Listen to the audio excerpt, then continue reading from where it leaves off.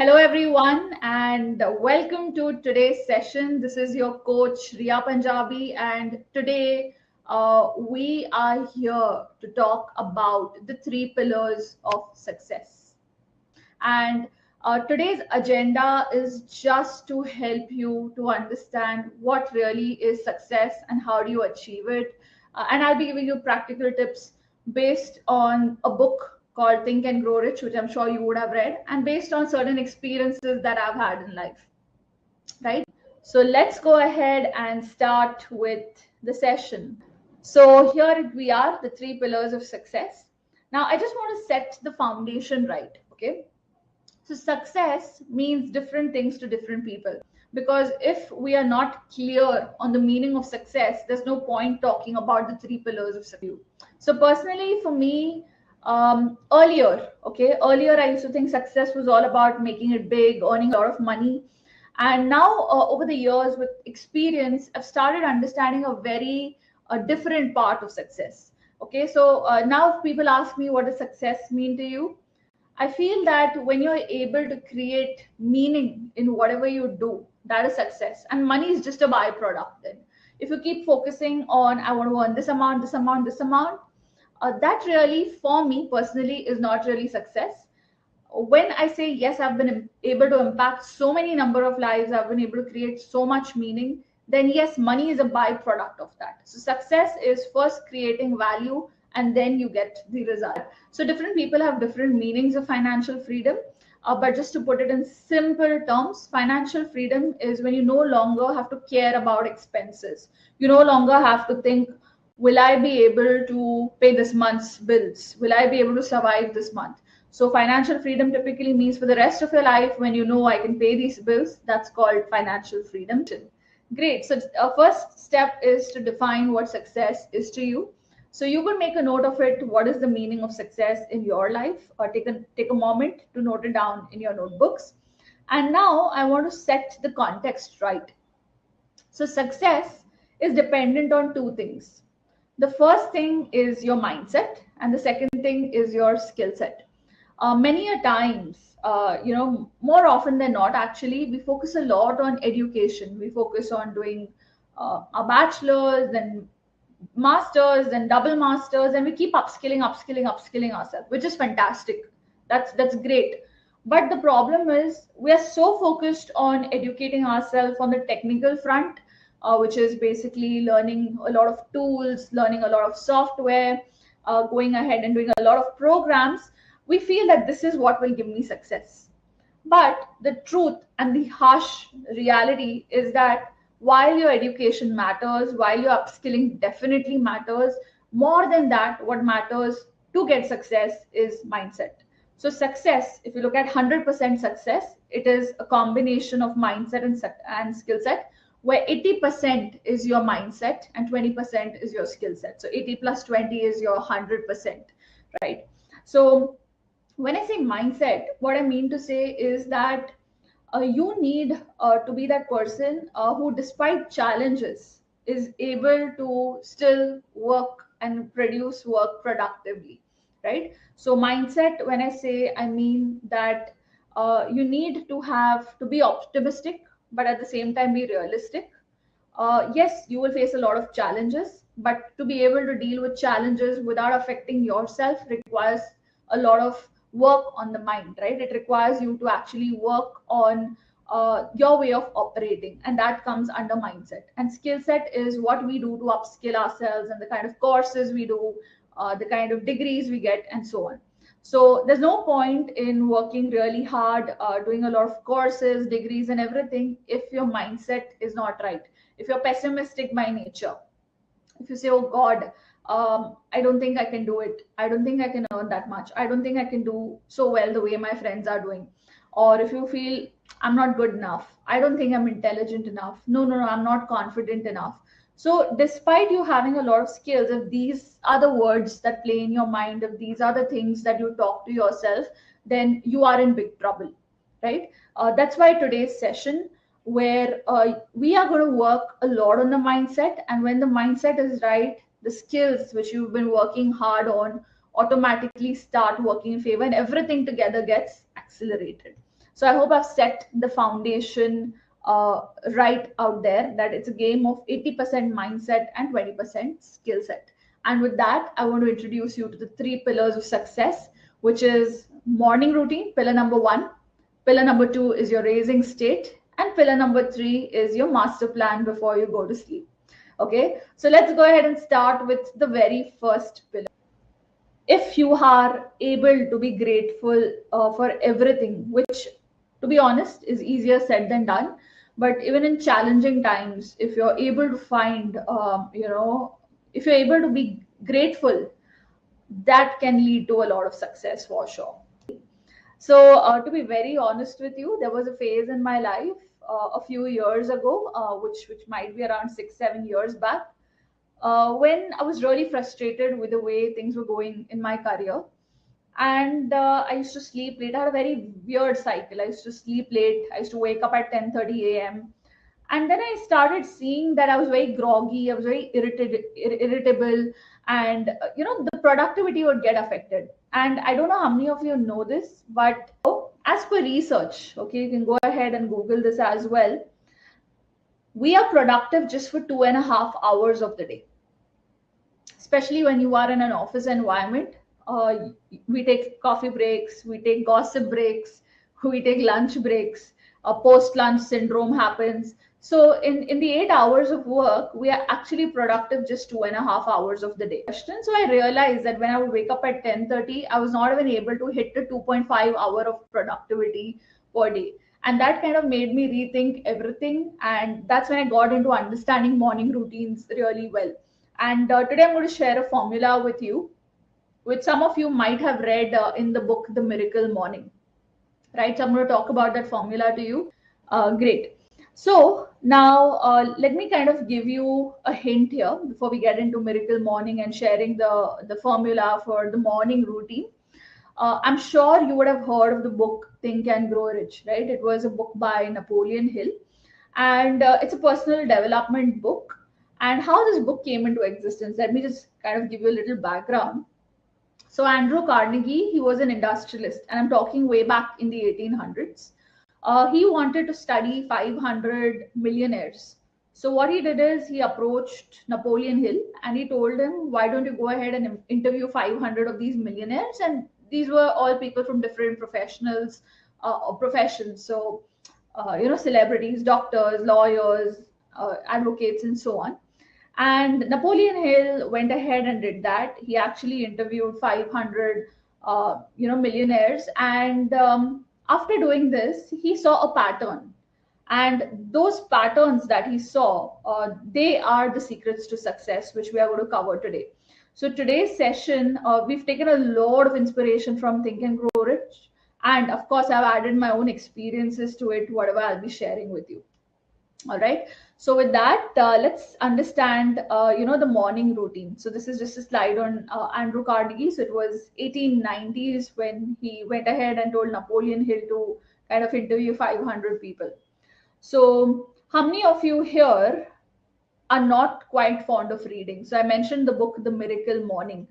I mentioned this book, The Miracle. Anyone who feels that, nah, reading is not for me. So I was there too. And till today, if you tell me to read a book, like how other people read one book 8 hours, I cannot do it. I'm not that kind of a reader. I'm somebody who likes to read really slowly, highlight my points, make notes of it, make mind maps of it, and kind of implement it, and then come back and see if there's anything that really worked for me. So if you're somebody who does not like reading, of course, you have audiobooks, you have book summaries. You can go to YouTube and check out book summaries.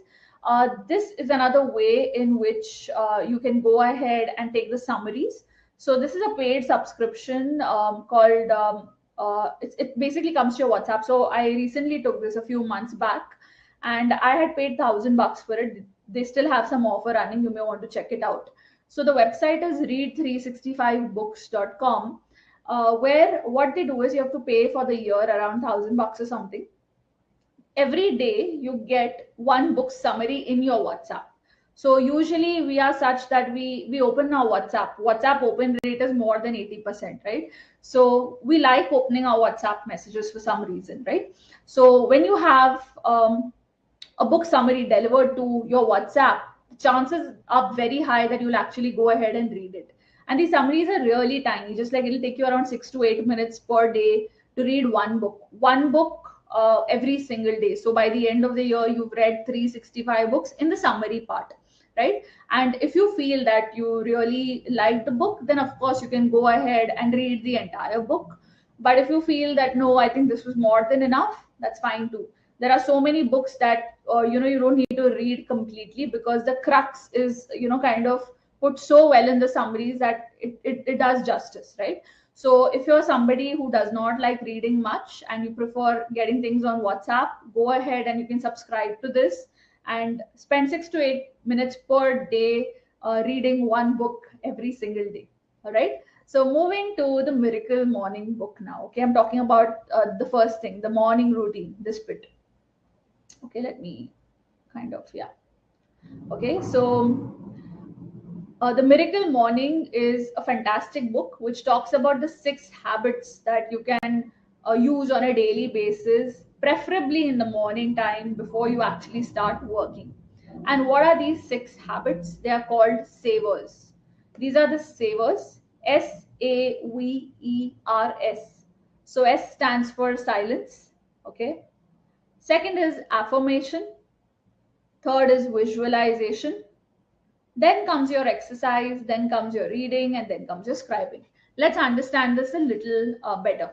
Okay, so usually earlier when I didn't have this habit, like when I used to wake up at 10:30 and I had to get into, I wanted to start a morning routine, but I was not quite motivated. And I came across this book, I read all of this, and it made sense to me.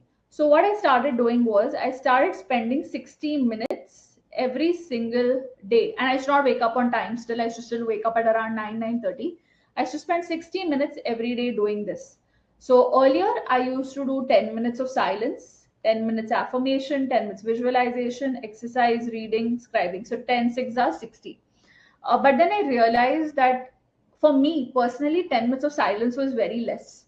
So now also, if you look at my schedule, I spend 45 minutes every day. Sometimes there are times when it even goes up to an hour where I'm really silent. And why do I need so much of silence? Because probably I talk too much, and throughout the day I'm thinking too much, I'm researching too much, because I come from a training background, right? So either you can take the first 60 minutes of your day and do 10 minutes of each, or if you feel even 16 minutes is too much, you can just go ahead and spend 30 minutes, and you can decide your proportion. You can either do 5 minutes of each, or you can just divide your time 5 minutes, 10 minutes, which can somehow add up to a 30. All right. So what you need to do is, when you wake up, you need to start your day with silence. Okay, and silence simply means not touching your phone.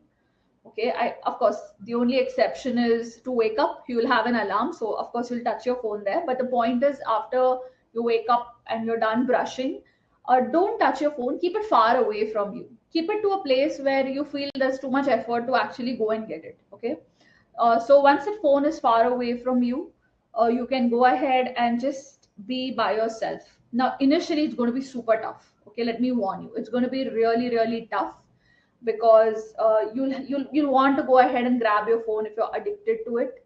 And sometimes it happens that we feel that morning, how can I waste my time in silence? But guess what? That is something that helps you to have a productive day. When you are silent, you can actually get a lot of creative juices flowing. So let it be just 5 minutes. It's fine. You can do 5 minutes, 10 minutes. You don't have to go up to a 45 minutes of silence.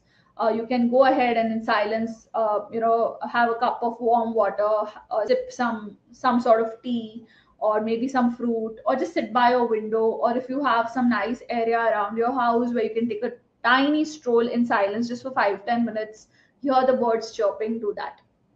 Next up is affirmation.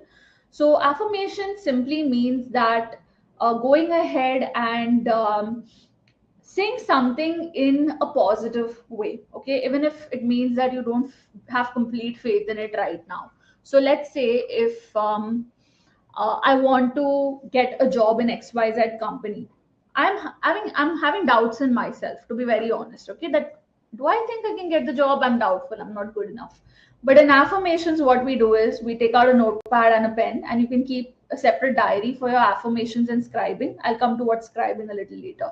So have a separate diary where every morning you write around 10 affirmations, and these are anything that are bothering you right now, but you write it in an optimistic and in a present tense. Okay, so for example, if I want a job in so and so company, I will mention it like I am getting a job in Microsoft and wherever location, okay, as so and so.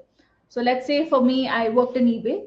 I'm getting a job in eBay as a partnerships consultant. I'm getting a job in eBay, comma Mumbai as a partnerships consultant, okay. Or you can even say, I'm so glad that I got a job in eBay as a partnerships consultant, okay. Now, every day, whatever comes to your mind, you're supposed to write it as if what you want is already on the way. All right, let's take one more example. Let's say you want to lose weight. So avoid using the word lose. Avoid saying gaining strength or gaining health. Okay, or you can just put a weight. Let's say you are 50 kgs and you want to hit a 45. I am at 45 kgs today on the 31st of March 2023, right? So that becomes your affirmation. And it's basically, in a way, a goal. It's just that you're putting it in an optimistic way. And affirmations will not work if you cannot feel it, you cannot imagine. So what you need to do is, even if let's say you're very negative about this, let's say you're not confident, still when you're writing it at that moment, try to visualize yourself actually being that. So let's say if I imagine myself working at eBay, let's say I want to be at eBay, I will actually write it, and while writing, I'm imagining working over there wearing the ID card of eBay, walking in the corridors, walking in the office of that company, right? Same way, if I want to lose weight, I can actually imagine myself standing on the weighing scale and hitting that number. Or let's say if I am writing an income goal, okay, I want to earn, let's say, 10,000 rupees per month. I am earning rupees 10,000 per month. So while writing it, I'm going to imagine my bank balance being that amount, right? So that is affirmations. Just writing affirmation is not going to help. You need to feel the joy as if you've actually achieved it. And how will you feel the joy? By actually imagining that the thing is really happening. So affirmation continues into visualization, where of course one part is while writing the affirmation, you kind of visualize. And the other thing is that you listen to some sort of meditative music or some sort of guided meditation, which is helping you focus on your goals. Okay, so just kind of want to give you an example here. So let's say you have a goal of traveling to a particular country. Okay, that's your goal. It's a travel goal. You go to YouTube and search for a guided meditation around travel. What is guided meditation? It is nothing but they tell you to close your eyes and they just keep talking, and you have to visualize all that they are talking. All right. So let's say I want to travel to Switzerland. So I will go over to YouTube and I will search for a guided meditation on travel or on Switzerland. I'll close my eyes, and all they speak, I'm just going to listen. So let's say they say, close your eyes. Imagine you've taken a flight from your hometown to Switzerland, to, let's say, a place in Switzerland. Imagine you've landed at the airport, you get down, you look at the greenery. So all you have to do is just smile and keep visualizing it. And these meditations are pretty tiny. They are just around 8 to 10 minutes long. But the beauty that they do is they make you feel that it's actually coming true in your life. And those are the things that help you to increase your mindset level to the 80% that we are talking about. All right. So first 5-10 minutes, let's say you're doing 30 minutes. First 5 minutes is silence. Next 5 minutes is affirmations. Next 5 minutes is a visualization. If you're somebody who does not like listening to guided meditations, it's fine. You can just keep your eyes open also, no problem. And just try to visualize things. You can keep your eyes open, you can keep it closed and visualize. Or If you're somebody who's a visual person like me, like personally, if you ask me, for me earlier, when I had to shut my eyes and try to visualize something without music, it was very difficult. So I got into this whole vision boarding process where I created a vision board for my life, and I'm really happy to tell you that I've achieved more than 50% of it already. So the vision board, you can Google it. A vision board is nothing but like a collage of images of all the things you want to achieve in your life. So let's say I wanted to travel to Bhutan, and I wanted to go to Bhutan really badly, but it was just not happening. I wanted to travel to Leh Ladakh, it was just not happening. I just put it on my vision board, nice pictures from Google I took and I put on my vision board. And every day I would just spend 5 to 10 minutes looking at my vision board, picture by picture, and feeling happy. Okay, and it worked. 50% above is already done. So you need to believe that it'll happen, right? So there are various ways of doing visualization. Now I leave it up to you. To summarize, there's guided meditation. There is the unguided way where you yourself are visualizing with either your eyes open or closed. Many people can just, sit in nature and actually visualize everything with their eyes open. And then you also have vision boards, all right? Then comes the fourth part, which is exercising. So exercising again could be any form. Like personally, I like to do yoga, or you could get into running or some dance form, whatever works for you. All right, so that's exercise. And now you may say that, ma'am, how can I do exercise for 5 minutes? This 5 minutes time that you're using is just for starters, right? So you could just do some sort of stretching, some sort of hopping, jumping, and you're good to go when you're doing for 5 minutes. Later on, of course, it's up to you how long you want to do your exercise. It could be 45 minutes, half an hour, 1 hour, and so on. Next is reading. So for all of you out here who don't like reading, we just discussed there are book summaries, audio books, there are WhatsApp messages that can help you.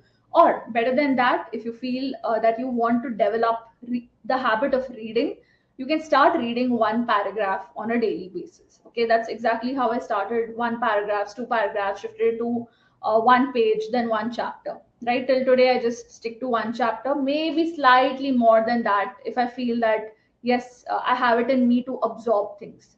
I intentionally read very slow because, and I reread things while reading. When I'm reading, let's say one paragraph, I like to go back to the paragraph and see if I've read it properly or not, right? So I like to highlight things. I like to take my own notes. So that's why I'm a very slow reader. So I leave it up to you what sort of reading you want to do. Over here, reading simply means reading something of interest, right? And interest basically over here means either something to do with self-help or something to do in your field. Or what you could do is you could do both. You could read one paragraph from a book, which is a self-help book, and one paragraph from a book which is related to your industry. Either it could be a book or it could be a blog. Okay. Now, I'm sure you would have this question that how can I read two books at a time? And I had this doubt myself too. So I don't remember who the person was, but somewhere when I was researching on the internet, I came across this that a person can read two books at a time. Don't think that if I'm reading one book, I'll jumble it with the other book. There's nothing of that sort. Throughout the day, we are kind of multitasking, right? I wouldn't say multitasking. I would say throughout the day we are doing a lot of things. We are, watching sessions. We are working. We are doing some household chores. We are learning other things. We are learning some art forms, or maybe we are doing some hobbies. So as it is, you're doing multiple things in a day. So just if you feel that reading two books will jumble it up, not at all. You're taking two books which are very different from each other. It's not like you're reading two fictional stories from two different books. One is a self-help book and one is related to your field, so it should not cause a problem. And the last one is scribing. So for affirmations and scribing, you could keep one journal itself, and you could either break it down into two parts, or if you want to continue, that's fine too. Where today, let's say, is today is what? What's today's date? So whatever is today's date, you go ahead and write down your affirmations for today, and then after that you just scribe. Okay. Now, what is scribing? Scribing is nothing but um, you're just writing whatever comes to your heart and to your mind. Now, how does that help? Many a times we all have like a lot of pent up feelings. We feel that I should not share this with anyone, or we overthink and stuff, right? So you need to remove the emotional trash, the emotional garbage, so that there's space made for better things. Now, the best way to remove emotional trash is to actually just scribe, just write down your thoughts. Just keep writing, don't judge it, don't judge the spelling mistakes, don't judge what sentences are coming out, because you have the option of just tearing it and throwing it. Okay, so it's not like if it's written in my book, it has to be there. You could just note it down on a piece of paper, and once you're done writing, you can just throw it and it's out from your system. It's there in the trash bin, and from the trash bin, it's going to go ahead further away from your house, right? So that's scribing. Sometimes, actually not sometimes, many a times, your scribing leads to a lot of great ideas. So just to give you an example, I remember long back I was going for a friend's wedding, and I was in the flight, and I was kind of bored. It was a long flight, so I just started scribing generally. Okay, and when I was scribing, it was a very long process. I think I wrote for around 20-25 minutes, or slightly more than that, of what I remember. I was scribing about how I was not quite there in my career. I was really upset about certain things in my career, and while scribing, I got some amazing ideas of workshops that I could create. And I actually created the entire program outline for corporate workshops. And I had a client, I pitched that idea to the client, and it went a hit. And that is one program that I keep doing very often. Okay, so sometimes scribing starts with the intention that, I'm upset, let me pour out my feelings, but eventually the creative juices start flowing and you get like a lot of ideas. Okay, so you can treat scribing in two ways. If you want, you can start scribing for ideas. You can note down your points, or you can use it to get out of the pent up feelings. And it's not always pent up feelings. It's just noting how your day was. Sometimes you just want to write a gratitude sort of a thing, right? So scribing can be used even for gratitude. Let's say today. So I would actually urge you to do this every day, at the end or at the start of the day. Write down things that you are grateful for, or you're excited for in the day. Okay, let's say you have 2-3 things planned up today, and you are doing your morning routine, you are scribing. You can actually go ahead and say, I'm really excited for this interview at Microsoft today, and I know I'm going to do really well. So there, what you're doing is you're writing your thoughts in a positive way, and you're also thanking the, I mean, whatever you believe in, the supreme power, universe, in your own self, whatever you believe in, you can actually pay a little gratitude there, that I'm grateful for this interview, and I'm grateful that I'm going to do really well. I trust my abilities and I'm grateful for my abilities, right? So when you do that, automatically there's a different way in which your energies flow. So I hope the Savers has helped you. Savers is a major saver in all our lives. Go ahead and try it. Let me quickly recap it for you. So there's silence, there's affirmation, visualization, exercise, reading, and scribing. That's the formula for Savers. I leave it completely up to you how much time you want to devote. To start off with, if you feel it's too much, then just devote 30 minutes total. So 5 minutes each. Or if you feel no, you can devote more time, you can do it to 60 minutes as well. Or if you're somebody like me who likes to kind of have it disproportionate, you could do that as well, like 45 minutes this, 5-10 minutes this, 5-10 minutes this, and so on. And if you feel you're very crunched for time, you can break down your savers into morning and evening as well, right? I mean, ideally, you should be doing all six in the morning itself, because that sets the tone for the day. But if you feel you don't have it in you, or it's too much to get started with, just break it down where the morning bit could be, let's say, 1, 2, 3. For the evening bit could be exercise and scribing, evening or night, right? So I hope that you can write about your dreams. You can write about failures if you feel about them till today. That's a fantastic point. Um, like if you feel there are certain failures that are affecting you till today, they are not letting you move on. It's a good thing to actually write it down. So I don't want to name a student, but few months back, I had a student who had a lot of issues related to his mental health, and he had gone to a lot of psychologists, psychiatrists, and things didn't seem to work quite fine, despite changing a lot of people, professionals, I would say. So I just told him this one thing. I told him, tonight, sit with the intention to sort that issue that you have. He was going through some challenge in his personal life. I said, sit with the thought that today I'm going to sort it out. And how you're going to sort it out is you're just going to keep writing. just sit in a very peaceful environment and ensure that no family member is disturbing you. Okay, create that ambience, that create that atmosphere, that be it in a, I mean, it could be any place. It could be in your house, it could be outside your house, it could be in some park. If you live in a place where there are beaches, you could go there as well. So any place would do basically, but you need to be you should not be disturbed. So he went on and he wrote the entire night. He wrote like the entire night. He went writing for 4 hours. Then he realized that there's a lot more. So a lot of pent up feelings just kept coming out and out and out. And more or less the entire night he wrote. And he was in buckets and buckets and buckets of tears. He's cried like the entire night. And daytime, his day went really pathetic because he cried so much. And then when he woke up finally, it was afternoon time, 3, 4, because he slept during the day. He gave me a call and he said, Ria, what have you done? That I feel like I never knew that I had so many issues in my life. But while yesterday I discovered the issues and I cried like a lot, I've never cried so much in my life. I actually feel good. And after that, so far he was not coachable. When I say not coachable, meaning he just didn't want to go ahead and try the methods that were being suggested to him. Okay. But the moment he wrote that night, next day suddenly he was a different person who was now willing to work on himself. So do you see the change? Somebody from non-coachable, I don't want to do anything, my parents are forcing me to come to you, I'm just sitting for the sessions because my parents are forcing me, to somebody who cried the entire night and now comes out saying, you know what, I am ready to take charge of my life, tell me what do I have to do, I'm just going to follow your footsteps. Right. So that is the power of scribing.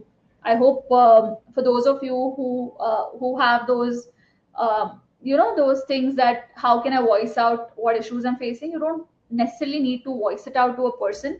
You can just scribe it and you will get much better. And then you, if needed, you may have the courage to voice it out.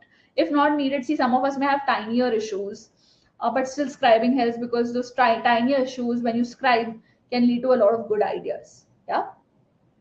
Great. So that was Savers. That's your amazing morning routine. Okay. Now you may say, "Wow, Ria, all this is really nice. You taught me to do Savers, but let me tell you the problem. The problem is I just cannot wake up. Now what do I do?" Okay. So if you're somebody who cannot wake up early, and early, I leave the definition of early up to you. It could be 4 a.m., 5 a.m., 6 a.m., 7 a.m., 8 a.m. Leave it up to you. Preferably before 7:30 a.m. Is what I would suggest. But again, you have to look at your family atmosphere.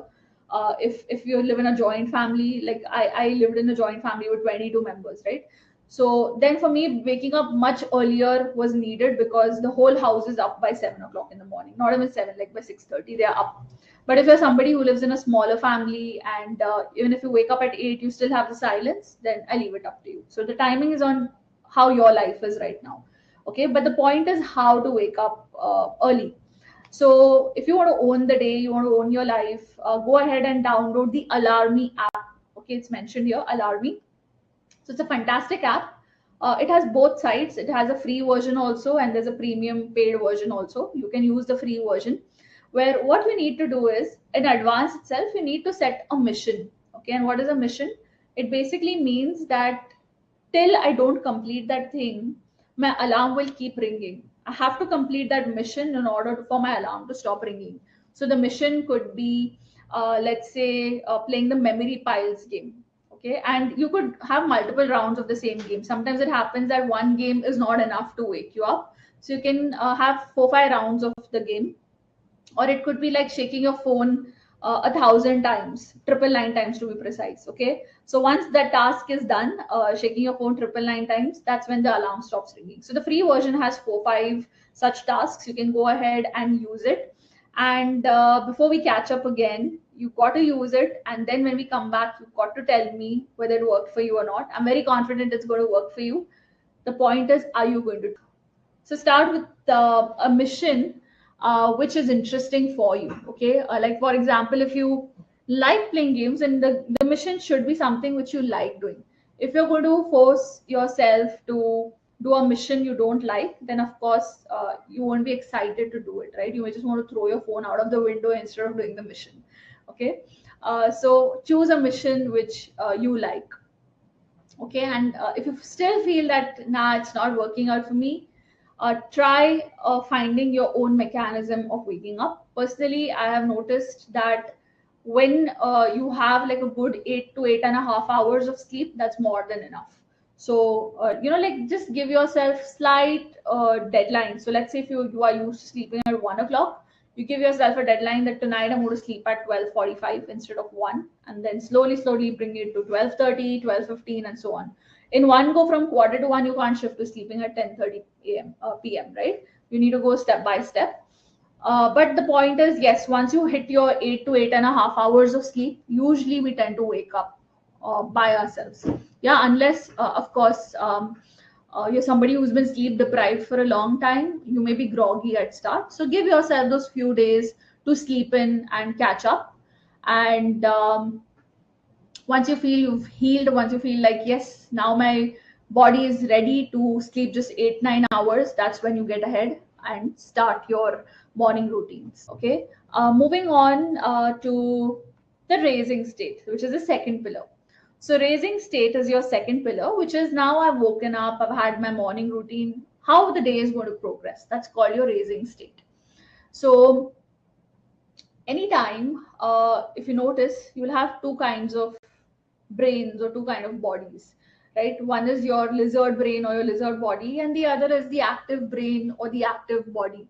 So I'm sure we all have gone through this. Maybe you've learned the term today, but I'm sure you've gone through this. When you want to do something really interesting, but it takes effort, you feel, Are, let it be. Let me sleep a little extra. What will happen? I'll wake up and I'll complete the task. Or you'll say, okay, I don't think I want to dress up for this. Let it be. So what you'll do is, you'll keep pushing something which seems challenging to you. Oh, I thought I'll do this special thing for my loved ones, for my family, but no, it's too much effort. Let me find something easy. That's your lizard brain talking to you. Always wants things comfortable. It prevents anything that is uncomfortable for it. Okay, be it exercising, be it reading books, be it procrastination. It loves to procrastinate, right? Because that's comfort. So lizard brain is what keeps pulling you more and more and sinking you in the comfort zone, which is like a nice cushion. Imagine it to be a very soft sofa with amazing cushions. That's your lizard brain. But your active brain is something that when you step out of the sofa and you start working, that's your active brain. It's always trying to do newer and newer things. Yeah. So each time you are pulled by your lizard brain, visualize yourself getting out of that sofa and doing something, trying some new thing. That becomes your active brain. Okay, so why are we talking about this in the raising state? Because your mind needs to be active, otherwise you're not going to be productive even for those 2.5 hours that we are talking, right? So in order to be productive, you need to understand your emotions really well, and that's what brings me to the mood meter right now. So it's very important to have a check of your feelings. It's very important to have a check of what your mood is today. Okay, how have you woken up? How are you feeling right now? And once you understand what's the mood like, what are the emotions like, you can keep shifting it by taking some efforts. Let's understand this a little better. So of course, you have high energy and you have low energy, and you have a pleasant state of mind and you have a low unpleasant state of mind. So whenever you're very high on energy, okay, super high on energy, but you're not feeling good, you get restless, you get frustrated, you get angry, you feel very anxious, feel like throwing things, you feel like screaming at people. So the energy is high, but it is not being used appropriately. So that's your red zone. Of course, you have to avoid being in this zone because it's not good for you and for your brain. Then comes low energy, and you're not even feeling pleasant. Okay, so this is a state of being pessimistic, being depressed, being sad. Okay, so this state happens when typically you're forced to do things over a continued period of time, which you don't want to do. Like let's say, for example, you've joined the wrong stream. Okay, classic example is engineering. Let's say you got into engineering and you realized engineering is not for you, but your parents are not letting you drop out. Okay, so you're forcing yourself to complete the 4-year degree, and every day is like a pain. waking up, going to college, attending lectures, not understanding things, and just passing for the heck of it. So that is a continued state of sadness, being unpleasant. Then on the other side, you also have low energy, but you still feel nice and calm. You feel pleasant. Okay, that's your green state. So green state is a good place to be in, where you don't have to be like all the time, dancing and other things. You can just be a little low on energy, but still be calm, be pleasant, in a good mood. You're peaceful. You have a calm mind. You have issues in your life, you have challenges in your life, but they're not bothering you that much. They're tiny challenges which you can take care of. Like, for example, you have assignments, you have projects, but if you plan it quite well, or if you feel that I'll be able to manage it, I have the skill, I have the will, then you are in a green state. But let's say if the project is something you hate the subject, you hate the faculty, and you're forced to do it, that same project can actually get you to the blue zone as well, right? And then you have something known as the high energy and high on pleasantness. So this again is the best state to be in. So I would like to kind of put it as 1, 2, and then honestly, I wouldn't like to give a preference here at all, because both are not good, right? So this is yellow and this is green, which are two good states to be in. So high on energy, high on pleasantness is you're happy, you're positive, you're chirpy, you're optimistic, everything is going in the right direction, and like you're pretty energetic even in your body actions, in your body language. Okay, so every morning it's important to do a check-in. And right now, for today, let's do a check-in. All right. What you need to do is, you can see this graph here, right? So I'm going to put a 0 here on this axis, and then there's a -2 here. Okay, I'm not able to write it quite well, but just 1 second. Let me kind of. So let me do one thing. I'll put it in text box. I'll just take it in non-slideshow mode so that I can type a little fast. Okay, here we are. So just to save time, I'm putting it in text box. Okay, so this is your 0.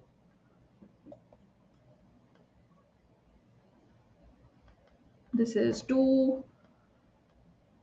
And then 4. And so you get the drill, right? 2, 4, 6, 8, 10. And same way, this is your -2, -4, -6, -8, -10. So I'll just, we know the axis, we've studied this. And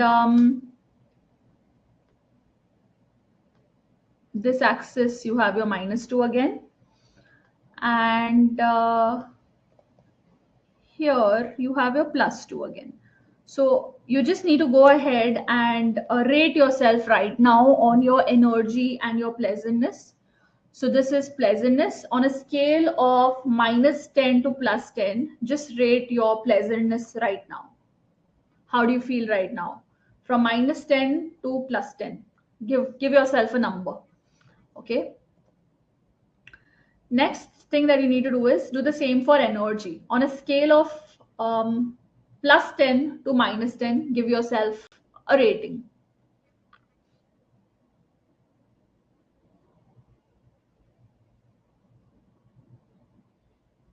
Yeah. So pleasantness and then high energy. Okay. Now, of course, the next thing that you need to do is find the intersection. So let's say in this case, I rated myself 2 on pleasantness, and let's say I rated myself 2 on energy. So the intersection would be somewhere over here, right? Now, what we'll do next is that I'll walk you through certain emotions. All right. Yeah. I'll walk you through certain emotions and you'll be able to figure out where you stand. So right now I'm at a +2 and a +2 over here, somewhere here. Okay. So let's look at this. These are, so I said +2 and +2. So right now I am feeling pleasant. So same way, just look at the intersection and see what emotion you have right now. That's basically your mood. What is your mood? And let me know. Whatever numbers you got, let's say you got a 4 on pleasantness, and let's say you got a -2. So then 4 and 2 comes to between easygoing and content right now. Between easygoing and content. That's what your mood is right now. What's your mood? And of course, there'll be certain words you may not understand. There's always Google for it. You can go ahead and Google what the mood. So it's very important to do a mood check. Try to do it every single day. If you feel that you want to do it multiple times, I leave it up to you. But at least once a day, try to understand what your mood is like, and kind of note down this on a daily basis. Like today, let's say it was lively. Tomorrow when I do it, let's say it is pessimistic. So you need to ask yourself, what got me from lively to pessimistic? What has changed? What triggered me? What is affecting? Okay, that's a fantastic time to do your scribing, because when you're scribing, automatically you will get the answer to what happened in the change of state. All right. So this is your mood meter. It's important that, even wherever you are right now, you might be in red, you might be in blue. The point is to slowly start moving towards the positive side, which is the yellow and the green, and it'll be one step at a time. Don't expect that from disgusted suddenly you'll become fulfilled in like snap of a finger. Can't happen. We are humans. But yes, from disgusted you can slowly move to disappointed, down, going at ease, and then slowly reaching the state that you want to reach.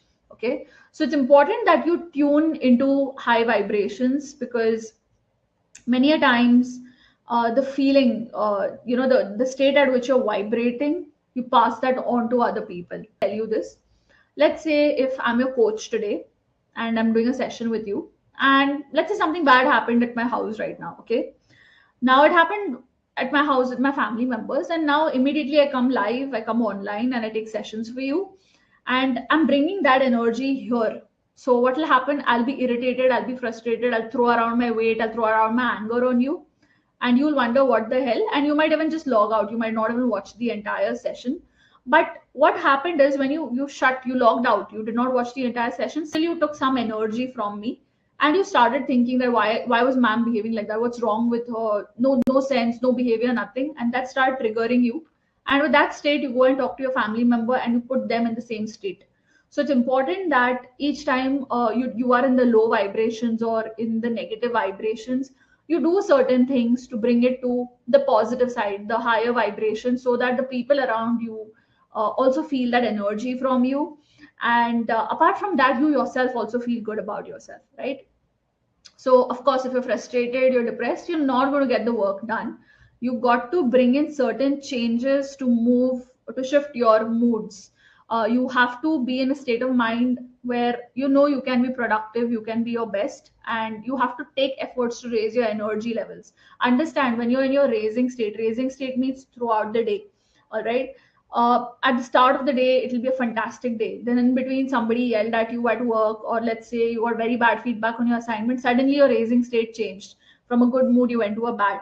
But you can't continue with the bad, because the rest of the day will get affected, and the people around you will get affected. You will get affected. So you need to kind of keep making those tweaks multiple times a day to keep changing and vibrating at higher levels, right? So in order to vibrate at higher levels, there are certain things that you can do. And to be honest, I feel those things. Those things could be as simple as quickly going to YouTube and watching a comedy show. They could be as simple as calling up your best friend and talking to him or her for 5-10 minutes. It could be as simple as just taking a stroll or talking to some family member, right? So the things that can help you to get into the better mood. The point is to do them. Okay, now similar to the mood meter, we have 22 emotional states. So the highest state is joy, knowledge, feeling empowered. Like right now, I feel the joy of sharing things with you. I feel the joy of learning you put in, right? Getting to know you better. Same way, there is passion, which is slightly lower than the first one. Passion basically means loving what you do. But when that passion helps you to get knowledge, it helps you to get the freedom, to get the love, the appreciation. You're vibrating at a higher state. So these are your upward spiral. Upward means so let's say I'm content. When I keep being content, I can get to hopeful, I can become optimistic. So this is your upward spiral, which is fantastic. You need to go upward. But then there's also downward. Let's say, and right now I'm content. But sometimes what happens is, so let's take this example, okay? Right now, I am content. So if I'm content, there can be two things. One can be that I'll say to myself that, wow, I am so happy I'm in this space right now. But I hope that sometime I start doing better. As of today, I'm good. But maybe after 3 months, I want to reach this goal. So that's when you go to the upward spiral. But let's say I say I'm very content with my life. I don't want to do anything else. I've earned all the money and I don't care about anything else. I just want to chill. Okay. Now that moment you'll feel that wow, life is great. But if you keep going that way, you're going to get into a downward spiral, which is boredom, frustration, disappointment, and can keep going down, down to all the way, being into depression, feeling like a victim, having a victim mentality, right? So this part, which is boredom, okay, I would like to put boredom as the middle of upward and downward, not necessarily. Not necessarily 22 divided by 2, 11 being the middle, but boredom is a very important point. So when you're bored, either you'll keep going downward, being pessimistic about life, hating your life, getting into depression, or you'll say boredom is a good thing. It helps me to think, what can I do better now? What can I do creatively now? It helps me to generate ideas. So boredom actually is a good thing if you take it in the right way. If you have the right mindset, boredom can actually help you to think something creative. It can help you to create a lot of things. Like I give you the flight example. I was just bored in the flight, right? One way could have been I just start thinking about the bad things that were happening in my life. I'm unhappy with my career. What am I going to do? Look at my friends, blah, blah, blah. Or the other is, okay, I'm bored. Let me use this time well. Let me start scribing. And with the intention that, yes, I'm going to pour out my feelings. I'm going to, whatever pent up feelings I have, I'm going to release it on paper. And I'm open to whatever comes on the paper. I'm not going to judge myself. And that state of boredom can actually help you to move upward, upward, upward, and get a lot of ideas as well. Right. So those are your 22 states, emotional states. So we've put these words down for your ease, the highest being joy, and in upward, the lowest being content. And though it might be lowest, it's not a bad state to be in. Okay. So when you are in each of one of these 7 states, you can be your best self, you can be your productive self. But the downward spiral starts when the boredom takes the wrong route. If the boredom decides, let me go down, it's a downward spiral. These are the states where you cannot focus on your work and you won't be productive. You'll have challenges looking at the positive things. You'll have challenge basically looking at the good and the bad as well. It's important to have that quality of looking at the good even in the bad, right? Because the dots always get connected backwards only, right? So it's important that you manage yourself. Okay, it's important that you manage yourself when you're in each of these states and raise higher, go upward, not going downward but moving upward. Now the question is how to do that. First step is to be aware that yes, it's a negative state. Accept it, because if you are in denial, taking you back to my student's example, who was not coachable, he was in denial. I don't have any problem, my parents are sending me. But the moment he accepted, he was able to snap out of it. And how? In just a span of a day, right? So how do you go about improving your state of mind? These are some things, but the liberty is on you. You know the best way in which you can improve your state of mind. So you can watch a TED talk. You can go ahead, read some nice book. You can go ahead, learn something new. Personally, this is my favorite. Whenever I feel I'm not in a good state, I try to learn something new. It could be as simple as learning some new way of cooking some form of food, like quick food. I don't like elaborate. I don't like cooking elaborate meals, so I always find ways to have shortcut meals. Or it is like going ahead and doing mandala, like coloring, creating something new out of just certain color pencils and paper. Talking to a friend, gratitude journaling.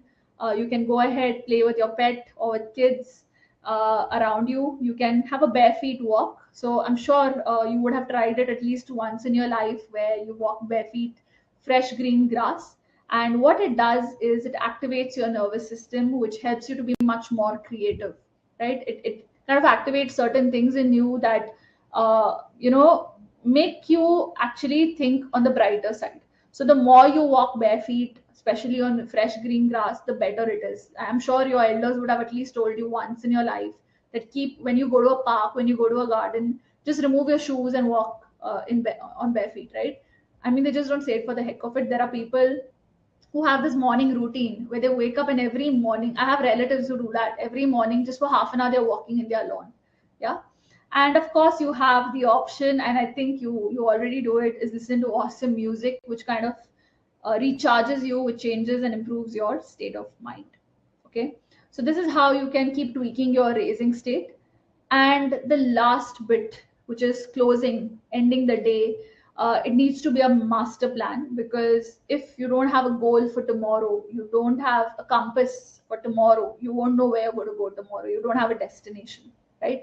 So master plan simply means having that journaling habit, that I'm planning my tomorrow, I know what I'm going to do tomorrow. Okay, so what do I mean by what am I going to do tomorrow? It simply means having my schedule, and not just my schedule of to do things. It also means planning your breaks. It also means blocking your time. So, for example, if I know I have to complete 4 chapters tomorrow, I'm not just going to put it on my to do list, complete 4 chapters. I'm actually going to block time. Morning 9 to 11, I'm free.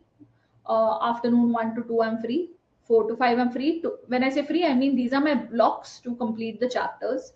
Same way I'll schedule my breaks. Let's say I work from 4 to 4:25, then I take a 5-minute break, then I work for 25 minutes again, and then I take a 15-minute break.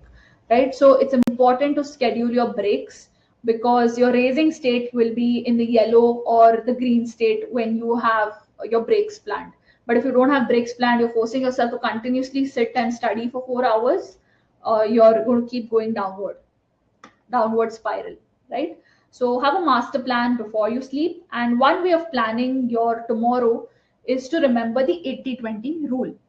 So I'm sure you would have heard of the 80-20 rule. It's called the Pareto principle, which basically, so it was, I'll just give you like a little hint of why this rule came into existence. So this rule basically came into existence when I forgot the name of the person, the one who kind of started the Pareto principle, the one who made the Pareto principle. Can't recollect the name at the moment. But what he did was he noticed that in Italy, 20% of the people owned 80% of the land. That was his observation. And then he started seeing this pattern in multiple things, that 20% of the population contributed to 80% of the country's income. Same way, the other way, okay, 20% of the people were the responsible took responsibility for 80% of the traffic that was created. So 2080 works both ways. It can be 20% efforts leading to 80% results, or it can be 20% results that come out of 80% of efforts as well. So what I mean to say here is that pick your top 20 tasks, 20% tasks. Top 20% tasks which will give you 80% of the results. And once that is done, you create your to-do list for tomorrow. Your top 20% tasks should give you 80% of results. So let's say there might be 10 chapters to study. In these 10 chapters, pick the top 20%, okay, which come 80% in the exams. So I'm sure you would have always done this. Most of us don't study the entire chapters, all the chapters before going for an exam, right? We tend to skip, we tend to omit some parts. And how do we do that? We look at past question papers, we understand the marking scheme, and based on that we study and we go ahead and we get a good percentage. We get 70-80%. Why did that happen? Not because you studied 100%, but because you focused on the top 20%, which gave you the 80% results. So identify the 20% of your tasks, which can give you 80% of your results, and then go ahead and break down those 20% into smaller to-do lists, and go ahead and achieve those goals. If you say, "Arey, I have to do 4 chapters in one go," your lizard brain will say, "Don't do it. It's not good for you. Why are you studying so much?" But the moment you break down those 4 chapters into 8 time slots, half an hour each, suddenly your brain feels, "Oh, I just have to study for half an hour, then I can take a break." Right? So streamline your process. If you feel that there are some tasks which are taking up a lot of your time, I don't know if at this point in your life you can do it, but remember this for future. Feel free to delegate those tasks. And whenever you are planning any tasks, always keep your strengths and skills in mind. Don't just put half an hour, 1 hour, 4 hours on that. Always, kind of see what your strengths, what your talents are, and see, because of this skill that I have, because of the strength that I have, I will take lesser time in this and plan it accordingly. Same way, when you're delegating tasks, don't just delegate it because somebody is asking you lesser money. Look at their strengths, look at the kind of work they've done, and then based on that, you delegate it. And a very important way to succeed is to always keep tracking your results. So find a measurable component which will help you to understand how successful you've become.